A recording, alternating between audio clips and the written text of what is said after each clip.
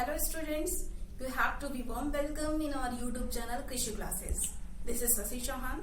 Student हमारी अभी 12th की क्लासेस स्टार्ट हो चुकी हैं। अभी तक पहला चैप्टर हमने कवर कर लिया है, सेकंड चैप्टर पे आ गए हैं और आज अभी इस वीडियो में हम क्लास 11 की क्लासेस स्टार्ट करेंगे, क्योंकि हमने फर्स्ट वीडियो में आपसे प्रॉमिस किया था कि 11 और 12 दोनों साइमल्टेनियसली स्टार्ट करूंगी, ठीक है। पर साइमल्टेनियसली स्टार्ट नहीं हो पाई कुछ कारणवश, पर आज मैं स्टार्ट कर रही हूँ और आज से आपको सारी वीडियोस मिलेंगी। ओके, तो अभी क्लास 11 का चैप्टर स्टार्ट करने से पहले हम आपको बता दें कि मैं क्लास 11 की एनसीईआरटी पूरी कवर करूंगी, प्लस कुछ एनसीईआरटी एग्जाम्पलर्स हैं, कुछ अदर बुक्स हैं। ओके, तो आइए भी हम देखते हैं कि क्लास 11 के फर्स्ट चैप्टर के फर्स्ट यूनिट में कितने चैप्टर्स हैं। ओके, तो फर्स्ट चैप्टर में देखिएगा, यूनिट फर्स्ट है इसको, जिसका नाम है diversity in living organism. Okay, तो डाइवर्सिटी इन लिविंग ऑर्गेनिज्म में आपको सबसे पहले लिविंग वर्ड के बारे में पढ़ना है, नेक्स्ट क्लासिफिकेशन पढ़ना है, क्लासिफिकेशन इन लिविंग ऑर्गेनिज्म पढ़ना है, उसके बाद प्लांट किंगडम पढ़ना है, देन जो है आपको एनिमल किंगडम पढ़ना है। आपको बताते हैं स्टूडेंट्स, पहले लिविंग वर्ड्स में आपको ये फाइंड करना है कि कोई ऑर्गेनिज्म लिविंग क्यों होते हैं, उसके टर्म्स क्या है, पॉलिसीज क्या है। ओके, नेक्स्ट में हम देखेंगे कि ये लिविंग वर्ड जो अगर लाइफ सरवाइव कर रहे हैं, लाइफ एग्जिस्ट कर रहे हैं, तो ये इनको कैसे क्लासिफिकेशन किया जाए, इनका क्लासिफिकेशन कैसे किया जाए, कैसे इनको कैटेगराइज किया जाए इन ऑर्गेनिज्म को। फिर नेक्स्ट चैप्टर में देखिएगा कैटेगरी हो गई आपकी क्या, plant and animal.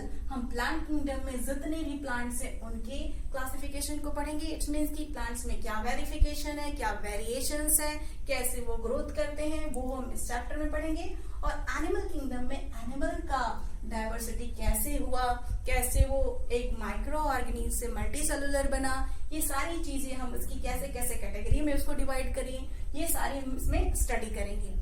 Okay student, चलिए अब चैप्टर आज हम फर्स्ट स्टार्ट करेंगे लिविंग वर्ड। स्टूडेंट, हमें ये चैप्टर स्टार्ट करने से पहले फर्स्ट पेज पे आपके अर्न्स मायर के बारे में कुछ दिया है। अर्न्स मायर को पढ़ना इसलिए जरूरी है क्योंकि इससे भी दो क्वेश्चन, एक क्वेश्चन कंपल्सरी है, पूछे जाते हैं। ये नहीं स्टूडेंट, हम आपको बता दें कि क्लास 11 के जितने भी चैप्टर है, हर चैप्टर के फ्रंट पे स्टार्टिंग में आपको एक साइंटिस्ट मिलेंगे, उस साइंटिस्ट के बारे में आपको स्टडी करना है, क्योंकि जितना इम्पोर्टेंट उसकी कंटेंट को पढ़ना है उतना ही इम्पोर्टेंट साइंटिस्ट के बारे में भी पढ़ना है। तो आइए हम आपको थोड़ी बहुत ये अर्न्स मायर के बारे में ग्लिम्स देते हैं। पहले तो हम बता दें, अर्न्स मायर को 20th सेंचुरी का डार्विन कहा जाता था। क्या 20th सेंचुरी का डार्विन? रीजन क्योंकि उन्होंने 20th सेंचुरी में बहुत सारी इवोल्यूशनरी चेंजेस करी थी। ओके, नेक्स्ट पॉइंट हमने मोटा मोटा ये पॉइंट लिया है ताकि बस एग्जाम के पॉइंट ऑफ व्यू से उनको क्या कहा जा सकता है कि जैसे कि फर्स्ट लाइन है, इसमें क्वेश्चन आ सकता है कि who is the 20th century Darwin, तो आप कह सकते हैं फॉर हुम अर्न्स मायर। ओके, नेक्स्ट देखिए क्या कह रहा है कि इनको 20th सेंचुरी का क्या नाम है, साइंटिस्ट कहा गया। नेक्स्ट क्या है कि ये एक लाइफ से रिलेटेड पॉइंट है, क्या कि इन्होंने हार्वर्ड फैकल्टी में, यानी कि हार्वर्ड यूनिवर्सिटी की फैकल्टी में उन्होंने आर्ट और साइंस को ज्वाइन किया। कब? 1953 में, ठीक है, और रिटायर्ड हो गए 1979 में। तो हो सकता है आपसे क्वेश्चन आ जाए कि हार्वर्ड यूनिवर्सिटी को उन्होंने हार्वर्ड यूनिवर्सिटी की किस फैकल्टी में उन्होंने ज्वाइन किया और किस सन में ज्वाइन किया, ठीक है, डेट क्या था। नेक्स्ट होगा क्या, वो रिटायर्ड कब हुए, तो 1975 में। ओके स्टूडेंट्स, नेक्स्ट है, ये काफी इंपॉर्टेंट पॉइंट है, ये इससे ज्यादा इंपॉर्टेंट पॉइंट ये होगा, ओके, कि उनको किस टाइटल से नवाजा गया, किससे एज्यूमिंग करी गई, तो टाइटल था Alexander Agassiz professor of zoology. Okay, देखिएगा। और नेक्स्ट पॉइंट है क्या कि इनको ट्रिपल क्राउन ऑफ बायोलॉजी भी कहा जाता है। क्यों? रीजन ये है क्योंकि उन्होंने 3 नोबेल प्राइज को जीता था। पहला क्या है इनका, पहला नोबेल प्राइज देखिएगा, द बेल्जन प्राइज इन 1983, दूसरा है the international prize of biology for biology 1994, okay, and last है रैफर्ड प्राइज इन 1999, ओके। तो क्रैफोर्ड उन्हें ट्रिपल क्राउन ऑफ बायोलॉजी भी कहा जाता था। क्यों? क्योंकि उन्होंने 3 नोबेल प्राइज को अचीव किया था। कौन कौन से हैं? पहला है बेल्जन प्राइज जो कि 1983 में उन्होंने अचीव किया, दूसरा है the international prize of biology जो कि 1994 में किया, और लास्ट है क्रैफर्ड ठीक है, क्रेफोर्ड प्राइज जो उन्होंने 1919 में अचीव किया था। ओके स्टूडेंट, तो आपसे एक और कुछ क्वेश्चन है, देखिए हमने अंडरलाइन कर दिया, ये बड़ा इंपॉर्टेंट पॉइंट है कि who have to be title triple crown of वेल्जी, या फिर who is known by the triple crown of वेल्जी। ठीक है, आपके पास ऑप्शन आ सकते, हो सकता है इसमें ऑप्शन तीनों दे दे, हो सकता है इसमें नन ऑफ दीज जैसा क्वेश्चन क्रिएट कर दे। ओके, तो let's we start what our first chapter living world. Okay, so in first का chapter 1 living world. Living world में हम सबसे पहले देखेंगे कि लाइफ क्या है। ओके, लाइफ क्या होता है स्टूडेंट्स, देखिए जरा, तो क्या लिखा हमने, it is a unique complex organisation of molecule that express itself through the chemical reaction. It's means क्या कि एक ऐसा ऑर्गेनाइजेशन जो ह्यूमन के बॉडी में सेल्फली रेगुलेट हो केमिकल कॉम्बिनेशन की वजह से। आप उसको रेगुलेट ना करो, जैसे आपको इच्छा हुई भूख लगी, आपकी इच्छा हुआ कि आपको भूख लगा, आपके हंगर ग्लैंड एक्टिवेट हुए, आपने खाना खाया, ये क्या हुआ, ये लाइफ सरवाइव करना हुआ एक तरह से। ओके, तो किसी भी ऑर्गेनिज्म को लाइफ रहने के लिए, जीवित रहने के लिए क्या क्या कुछ टर्म्स यहाँ पे मौजूद हैं जो हम 1 बाय 1 बताएंगे। ठीक है, सो देखिए स्टूडेंट्स क्या है, अभी देखिए आपका, हाँ एक और बात बता दें, हम ये एनसीईआरटी का ही चैप्टर हमने उठाया है, एनसीईआरटी कंप्लीट कवर करने वाले हैं, आप इसे ध्यान से पढ़िएगा। देखिए क्या है ये, डेफिनेट शेप एंड साइज। पहले जब कोई ऑर्गेनिज्म डेवलप कर गया, या ये कह सकते हो कि रिप्रोड्यूस कर गया, हमने यहाँ रख दिया रिप्रोडक्शन, वैसे हमको फर्स्ट पॉइंट ना चाहिए, अगर रिप्रोडक्शन हो गया तो सबसे पहले ये होता है कि उसकी शेप एंड साइज क्या होगी, मार्फस है या एमार्फस है। ओके, ये हम डिटेल में पढ़ेंगे, बस हम आपको थोड़ा थोड़ा ग्लिम्स देते हैं।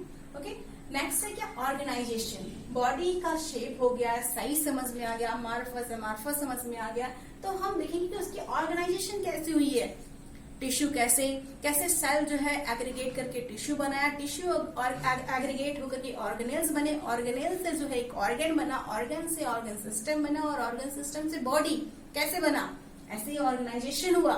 नेक्स्ट हम क्या देखेंगे, एडेप्टेशन।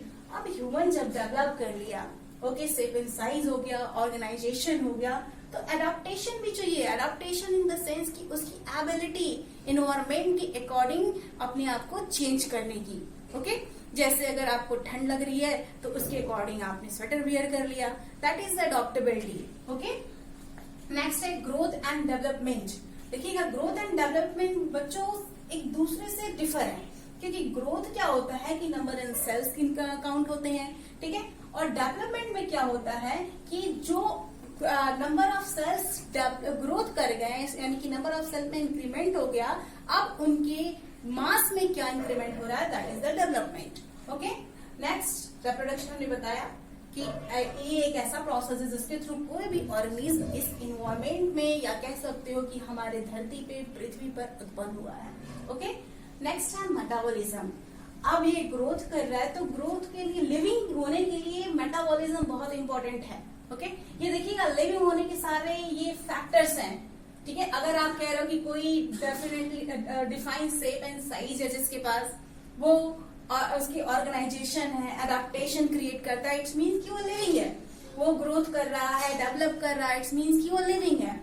रिप्रोडक्शन, स्टूडेंट्स रिप्रोडक्शन एक बहुत बड़ी कह सकते हैं कि ये रिकॉग्नाइजेशन नहीं है कि जिससे ये पहचाना जाए कि वो लिविंग है, क्योंकि बहुत सारे ऐसे ऑर्गेनिज्म हैं जो रिप्रोडक्शन नहीं करते हैं, जैसे म्यूल्स हो गए, या आज के टाइम में बहुत सारे ह्यूमंस अनस्टेराइल हो जा रहे हैं। तो इसका क्या मतलब हुआ कि वो लिविंग नहीं है, बस हम कह सकते हैं कि रिप्रोडक्शन जो है वो लिविंग होने के लिए एप्रोबेबिलिटी नहीं है। ओके, नेक्स्ट है मेटाबॉलिज्म। हर लिविंग बीइंग, अगर वो लिविंग है तो मेटाबॉलिक प्रोसेस जरूर करेगा, क्योंकि इसमें रिएक्शन, ब्रेक और रिएक्शन फॉर्म होने की प्रोबेबिलिटी क्रिएट होगी, क्योंकि जब ये मेटाबॉलिज्म करेगा तभी सिंथेसिस होगा और ब्रेकडाउन होगा। ओके, और बॉडी को डेवलप होने के लिए सिंथेसिस और ब्रेकडाउन का होना मस्ट है। नेक्स्ट है होमोस्टैसिस। होमोस्टैसिस क्या है स्टूडेंट्स, कि आप अपने इन्वायरमेंट के अकॉर्डिंग क्या टेम्परेचर है उसके अकॉर्डिंग अपने आप को कैसे क्रिएट कर रहे हैं, that is the homeostasis. Okay, next है कॉन्सियसनेस। ह्यूमन है तो उसके अंदर कॉन्सियसनेस होगा। इट्स मीन्स कि हमने आपको अगर तेज से डांट दिया, आपको फील हुआ, that is the consciousness. Okay, next है और भी बहुत सारी चीजें जिसको हम 1 by 1 कल स्टार्ट करके हम बस थोड़ी थोड़ी ग्लिम्स दे रहे हैं। Repair and regeneration. Suppose that आपकी फिंगर कट गई, ओके, फिंगर कटने के बाद वो सेल्स वहां से डैमेज कर गए। सेल्स वहां से डैमेज होने के बाद उसको क्या होता है, वो हीलिंग वहां पे प्रोसेस होती है। तो healing process is what, that is repair and regeneration. क्योंकि सेल डिवाइड होगी, डिवाइड और रीडिवाइड होगी, दैट इज द रीजनरेशन। और फिर क्या होगा, वो जो आपका पार्ट वुंडेड था या कट था वो फिर से फुलफिल हो जाएगा, that is the repair. Okay, next है एजिंग। आप कोई ऑर्गेनिज्म जब अर्थ पे जन्म लिया है तो उसकी एजिंग भी होनी कंपलसरी है, क्योंकि अगर एजिंग नहीं होगा तो डेथ नहीं होगा, और डेथ नहीं होगा तो स्टूडेंट्स अर्थ पे बहुत ज्यादा ओवर क्राउडेड हो जाएंगे, और ओवर क्राउड होगा तो कंपटीशन होगा, और कंपटीशन के चक्कर में कोई भी ऑर्गेनिज्म स्टेबल तरीके से अपनी लिविंग सर्वाइबिलिटी नहीं रख पाएगा। ओके, सो आज जो है हम बस एक इंट्रोडक्टरी क्लास ली है। कल से हम आपको 1 by 1 इन सभी को पहले तो मैं डिफाइन करूंगी, उसके बाद जो है आपको नेक्स्ट लेक्चर स्टार्ट करेंगे। तब तक आप पढ़ते रहिए। ओके, हम आपके लिए क्वेश्चन छोड़ जाते हैं कि होमियोस्टैसिस क्या है। हमने एक छोटा सा ग्लिम्स दिया, उस ग्लिम्स के अकॉर्डिंग कमेंट बॉक्स में डालिएगा होमियोस्टैसिस क्या है। Okay student.